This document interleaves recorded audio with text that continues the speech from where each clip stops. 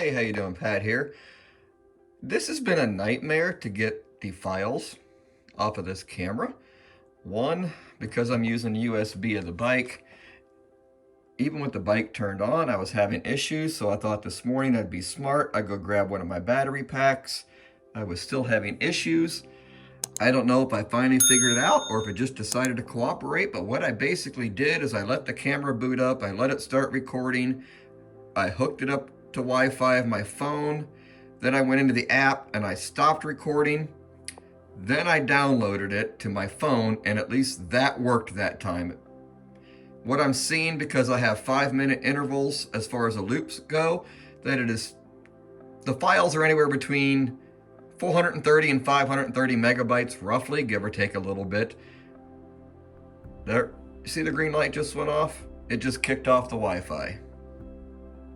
I don't know if that's because it's not doing anything or what, but yeah. All right, well, let's get into this video. I'll show you what the file looked like that I recorded in normal daylight yesterday. I'm not going to do a nighttime one just because I don't ride much at night, and I'm sure there's plenty of those videos out there.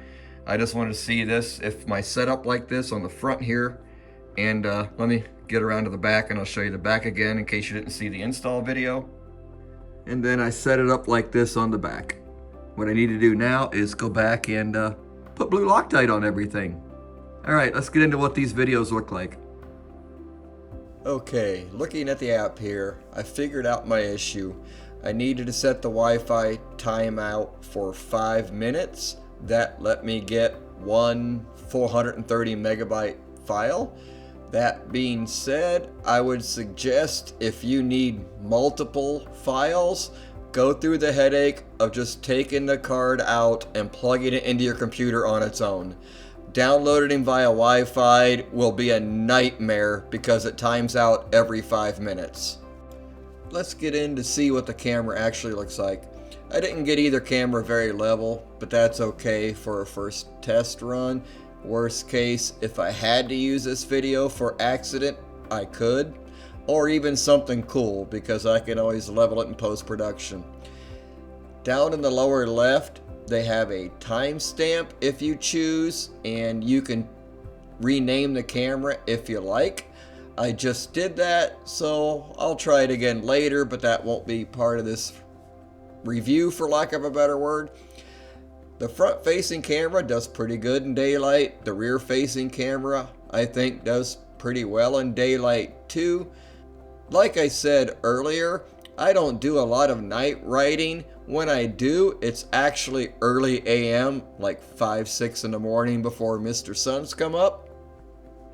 So far, you've heard no sound from the camera.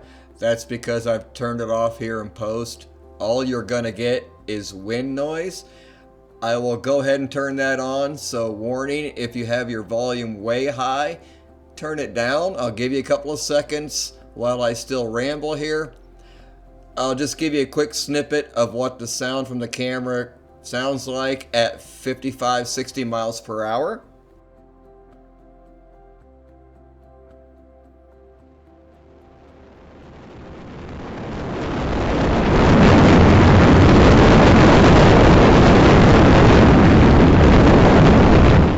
Now let's talk about some basic specs.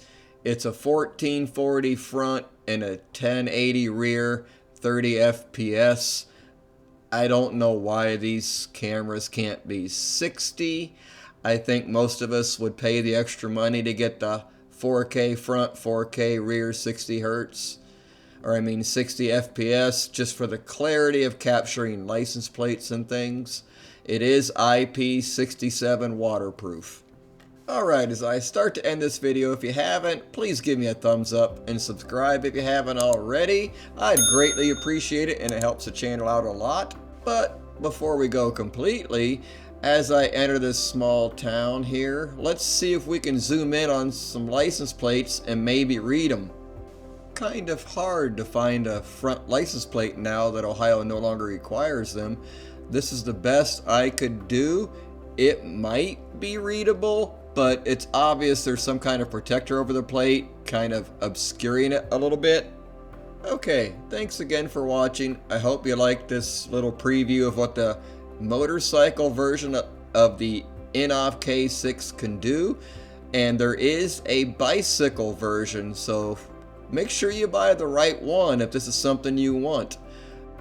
Okay, we're going to start in the rear. One safety thing I kind of wanted to point out is this threaded piece is actually kind of a safety thing for the camera, and there's something safety related on the front camera as well. The way they designed this piece, you cannot over tighten the bolts to where you squeeze this camera and destroy it, because face it, there would be people out there that would put a 6-inch cheater pipe on that thing and destroy the camera. Let's go up front and I'll show you how they do it up there. The acorn nut here, as much as I don't really care for them, does the same thing. It stops you from putting the screw in so far that this clamp squeezes that camera to where it breaks. The one negative is you can actually still move the camera this way. Let me get my hand here. This way a little bit, even with it tight. I've got that rubber piece in, so we will see over time if it stays put. All right, thanks again for watching. We'll see you in the next video.